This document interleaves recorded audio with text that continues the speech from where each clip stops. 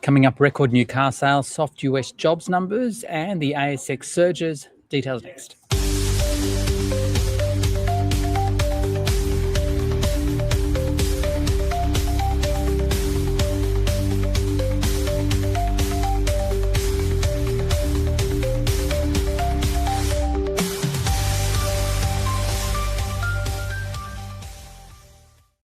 Hi everyone, welcome to the SBS On The Money podcast for this Friday, the 3rd of July 2026. It's a day where the Australian share market surged, the S&P ASX 200 up 1.37%. We'll have the details with Isaac Poole from Ascalon Capital in a few moments, including what he's telling his clients.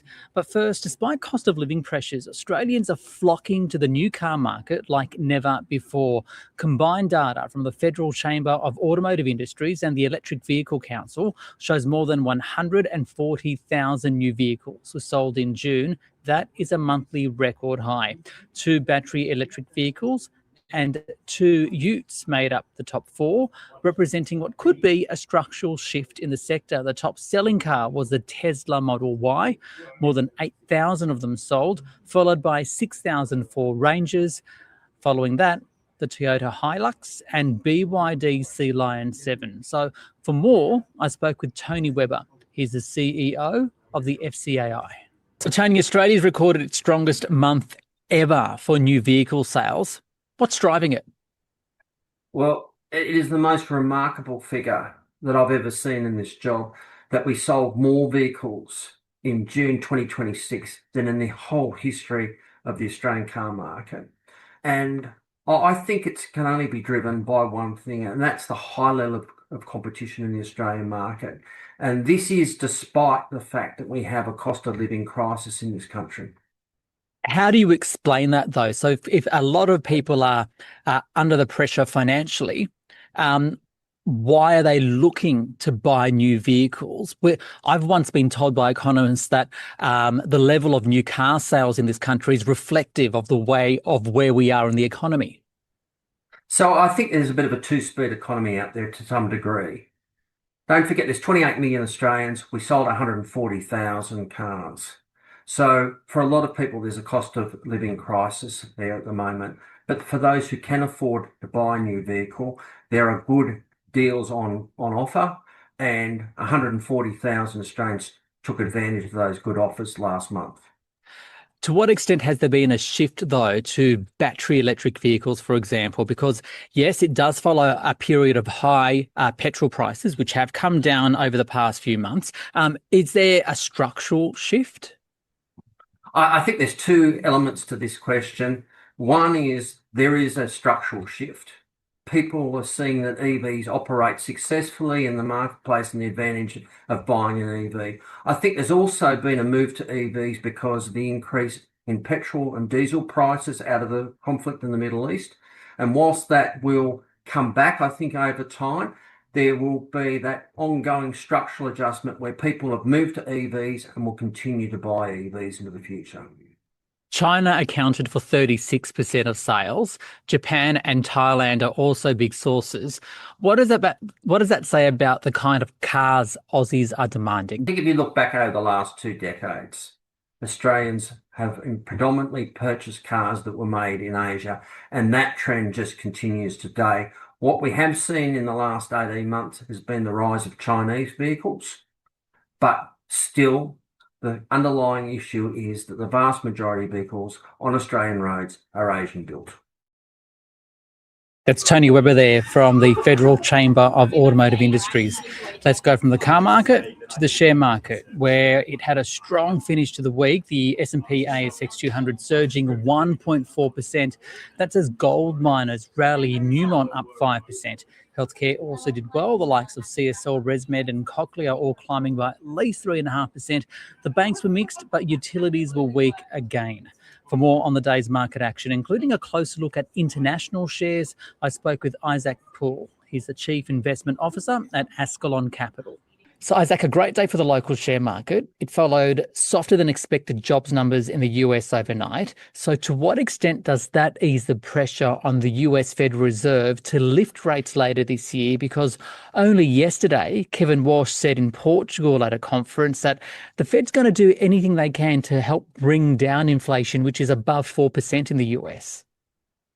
It really has been a focus on inflation for the Fed since new Chair Walsh joined. I think that slightly weaker than expected jobs numbers does mean that they've got scope to leave rates on hold for a much longer period of time.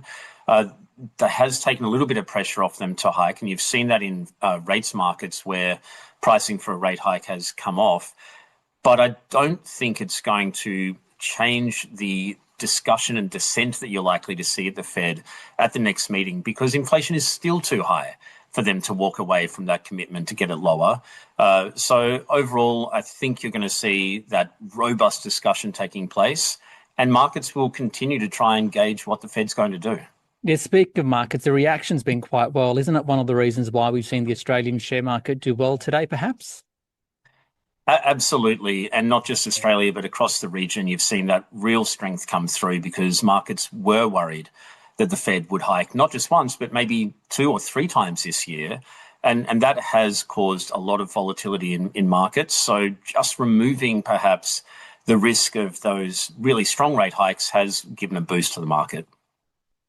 You mentioned regional markets. What's your take on global equities at the moment? We saw Germany's DAX hit a record high overnight in Europe. In emerging markets, which we've spoken a lot about on the podcast over the past week, we've seen some wild swings, particularly in Korea and Japan in recent weeks. They're tech heavy, but South Korea's Kospi, it's up by 150% over the past year. It's volatility. I think that is definitely what you're seeing across global equity markets, and it's a reflection of a few key issues.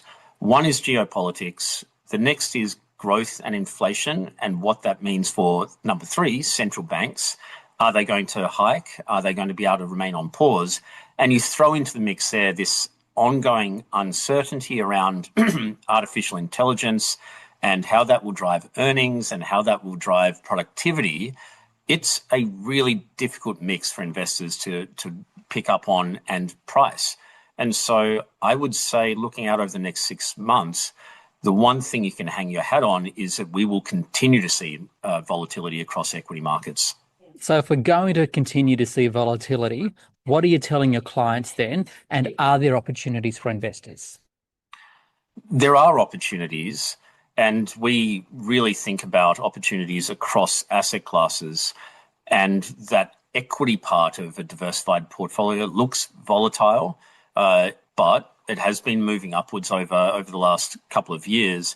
It's in the fixed income sleeve where we think there's lots of opportunities to get it right, be discerning across the different types of fixed income, lock in yields at higher levels, build in some downside protection, and protect portfolios across that volatility.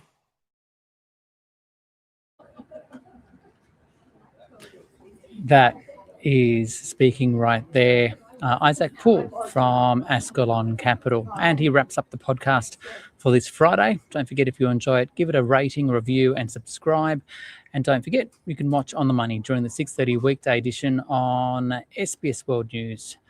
The podcast returns on Monday, drops after the market close, after the Socceroos game on Saturday morning.